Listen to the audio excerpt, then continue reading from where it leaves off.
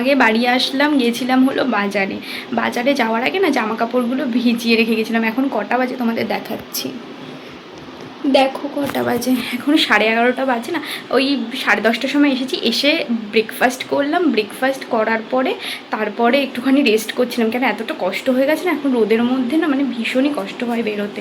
তাই জন্যে এখন একটু জামা কাপড়গুলো ধোবো। দেখো ভিজিয়ে রেখেছি, এই যে ভিজিয়ে রেখেছি। এখন আমি জামা কাপড়গুলো ধুয়ে দেবো, তাহলে না এরপর না আর শোকাতে চাইবে না, জানো তো। তো চলো কাজটা করে নিই, আর তোমরা ভিডিওটা দেখতে থাকো। এই ভিডিওর মাধ্যমে তোমাদের সাথে আমি শেয়ার করব বাঙালি বাড়ির জন্য কয়েকটি কাজের টিপস। এই টিপসগুলো যদি তোমরা ফলো করো তাহলে তোমাদের বাড়ির কাজ অনেক ভালো আর তাড়াতাড়ি হয়ে যাবে। আমি যেইভাবে করছি সেইভাবেই করবে। আমি সকালবেলায় দেখো বাজারে চলে গেছিলাম, তোমাদের তো বললামই। আর বাজারে যাওয়ার তখন না ভিডিও করতে পারিনি, কারণ এতটাই গরম আর ওখানে এতটাই ভিড় থাকে না, ভিডিও করতে পারিনি। তারপরে আমি জামা কাপড়গুলো ভিজিয়ে গেছিলাম, 1 ঘন্টা পরে এসে দেখো আমি তাড়াতাড়ি করে জামা কাপড়গুলো কেচে নিচ্ছি। আমি যেই কাজগুলো করছি একটা একটা করে তোমরা কিন্তু সেই কাজগুলো একটু ফলো করো। এই কাজগুলো তোমরা করো, দেখবে খুব ভালো হবে তোমাদের। আর আমার ভিডিও ভালো লাগলে প্লিজ আমার চ্যানেলটা সাবস্ক্রাইব করে অল বাটনটা প্রেস করে দিও, তাহলে যারা এই কাজটা আগে করেছে তাদেরকে অনেক ভালোবাসে। আর একটা লাইক করে দিও, একটু কমেন্টস করে দিও। দেখো আমি জামা কাপড়গুলো ধুয়ে নিচ্ছি, আজকে না অনেক জামা কাপড় হয়ে গেছিলো জানো তো বন্ধুরা। আর আজকে না মানে মেঘ করেছে, একবার রোদ উঠছে, আমি না বুঝতে পারছিলাম না যে মানে জামা কাপড়গুলো বাইরে দেবো নাকি মানে ঘরের ভেতরেই একটু দিয়ে রাখবো জল ঝরে যাওয়ার জন্যে। তারপরে দেখো আমি পুরো ভিজে গেছিলাম, জামা কাপড়টা চেঞ্জ করে চলে এসেছি। আর আমি এখন না আগের দিনে জামা কাপড়গুলো ভাঁজ করে নিচ্ছি, কেন বলো তোমার টাইম হয় না তো, মানে আগের দিন আমি টাইম পাইনি, তাই জন্য আমি সকালবেলাই ভাঁজ করে নিচ্ছি। আর যখনকার জিনিস না তোমরা তখনকারই করে নেবে, তাহলে কি বলো তো, তাহলে না ভালো হবে। আর ওই পরে থাকবে না, দেখতেও খারাপ লাগবে না। আর আমি না মানে আমার একটুখানি মাঝে মাঝে একটুখানি প্রবলেম হয় 1-2 দিন, কিন্তু অন্যদিন আমি যখনকারটা তখনই কিন্তু নিয়ে এসেই ভাঁজ করে নিই। আবার অনেকে দেখেছি করে, এই জিনিসটা আমার খুব ভালো লাগে। ধরো মানে তুলছে, জামা কাপড় তুলছে, ওখানেই ভাঁজ করে নেয় গল্প করতে করতে, এটা আমার ভীষণ ভালো লাগে। এটা কি বলো তো, শীতকালে করলে ভালো, গরমকালে এতটাই গরম লাগে না, খুব কষ্ট হয়। এখন সবগুলো একটা একটা করে সুন্দর করে ভাঁজ করে নিচ্ছি। এই কয়েকদিন ধরে বৃষ্টি হচ্ছে ঠিকই, কিন্তু তাও না গরমটা যাচ্ছে না, তাই না বলো বন্ধুরা? তোমাদের সাথেও কি এরকম হচ্ছে যে গরম লাগছে, বৃষ্টি যতই হোক তারপরেও গরম লাগছে? আমার না মানে ভীষণ গরম লাগছে যতই বৃষ্টি হোক। আজকেও না কীরকম একটা মেঘ করেছে, তাও জানি না বৃষ্টি হবে কি না। বৃষ্টি হলে তো ভালোই হবে, একটু ঠান্ডা ঠান্ডা ওয়েদার হয়ে যায়। আবার যখন পরের দিন সকালবেলা রোদ ওঠে তখন আবার গরম লাগে। এরকম কেন হচ্ছে? এখন আষাঢ় মাস আসবে, তারপরে সব কিছু ঠিকঠাক হবে। তোমাদের সাথে কথা বলতে বলতে আমি সবগুলো ভাঁজ করে নিয়েছি দেখো। আর এইবার আমি আলমারিতে ঢোকাতে যাব।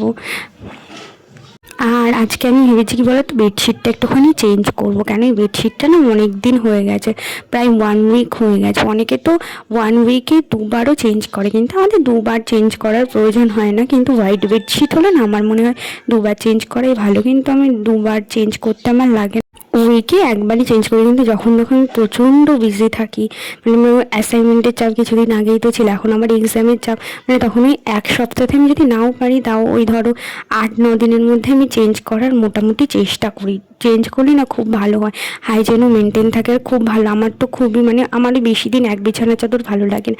এই বিছানা চাদরের কথাটা তোমাদের মনে আছে? বলো তো কবে কিনেছিলাম? আমি তোমাদের বলে দিচ্ছি, পয়লা বৈশাখে কিনেছিলাম। এটা অনেক দিন পরে পাতলাম, অনেক দিন পরে পাতলে না একটু নতুন নতুন লাগছে, ভালো লাগছে দেখতে। আর ধরো এইবার যে বিছানা চাদরটা পাতলাম, পরের বাড়ি যদি আবার আগের সাদাটা পাতি না, অতটা কিন্তু ভালো লাগে না। কারণ ওটা ধরো 2-3বার পরে, মানে 1 মাসে ধরো একবার পাতলাম, তারপরের মাসে আরেকবার, এরকম মানে 4বার চেঞ্জ করা হয় 1 মাসে। তো 4টে বিছানা চাদর পাতা আমার মনে হয় বেশি ভালো হয়, তাহলে কি বলো তো, একটুখানি ভালোও লাগে, নিজের কাছেও একটুখানি নতুন নতুন লাগে। আর আমার সবসময় না মানে বালিশের কভার দিয়ে বেডশিট কেনাটাই আমার বেশি ভালো লাগে। কিন্তু যে হোয়াইট রঙের যে বেডশিটটা তোমরা দেখলে, ওটার মধ্যে বালিশের কভার, পাশ বালিশের কভার নেই। কারণ কি বলো তো, ওই সময় না আমি ওটা পাইনি। এই বেডশিটটা আমার এত পছন্দ হয়ে গেছিলো হোয়াইটটা, তখন আমি কি করব, তখন আমি ওগুলোই নিয়ে চলে এসেছিলাম। আর না আমার না একটুখানি পিঙ্ক রেড কালারেরটা না বেশি ভালো লাগে। তাই আরেকটা ছিল যে ওটা হলো কোলবালিশ আর হলো মাথার বালিশের কভার ছিল, সেটা হলো কি ইয়েলোর মধ্যে ছিল, কিন্তু আমার ইয়েলোটা ইচ্ছে ছিল না আনার, তাই জন্য আমি এনেছিলাম এই পিঙ্কের মধ্যে। আমার খুব ভালো লাগে। তো আমি মোটামুটি আর সব বেডশিট আমি একটুখানি দাম দিয়ে একটুখানি পিলো কাভার দিয়ে আনার চেষ্টা করি, এটাতে আমার ভালো লাগে জানো তো খুব। এবার এক একজনের ভালো লাগে এক এক রকম হয়। একদিন আমার সাথে একটা ইনসিডেন্ট হয়েছিল, তোমাদের সাথে সেটা আমি শেয়ার করছি। আর দেখো কথা বলতে বলতে বিছানাটাও গুছিয়ে নিয়েছে, কি ভালো লাগছে তাই না বলো দেখতে। তো একদিন আমি আসছি আমাদের মানে বাড়ির দিকেই আসছি, আমি যেন কোথায় বাজারে না কোথায় গিয়েছিলাম, এবার আমার মা দোকানে চলে গিয়েছিল, তারপরে আমি বাড়ির দিকে আসছিলাম। এইবার আজকে সকালবেলা দেখো বাড়ি থেকে আম রেখেছি, 2 রকমের আম রেখেছি। এটাকে কি নাম, এটা হলো হিমসাগর, এইটা এখানে হলো 2.5 কিলো আছে। আর এইটা কি বলো তো, এইটা হলো কি চুষি আম বললো।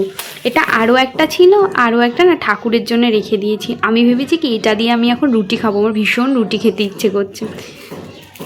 সকালবেলায় উঠে এই যে বাসন মেজে দিয়েছি, কারণ আজকে বৃহস্পতিবার, এগুলো না উল্টে রাখতে হবে, না উল্টে রাখলে না হবে না, জলগুলো থাকলে আবার কীরকম একটা হয়ে যাবে।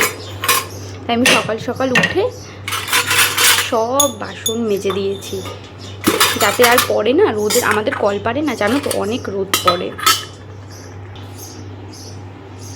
আমাদের কলপারে, অনেক রোদ পড়ে, তো তাই না আর পড়ে না, যেতে ইচ্ছে করে না যখন আমি মানে স্নান করে পুজো দেবো, ওই ধরো 1টা-2টোর সময়।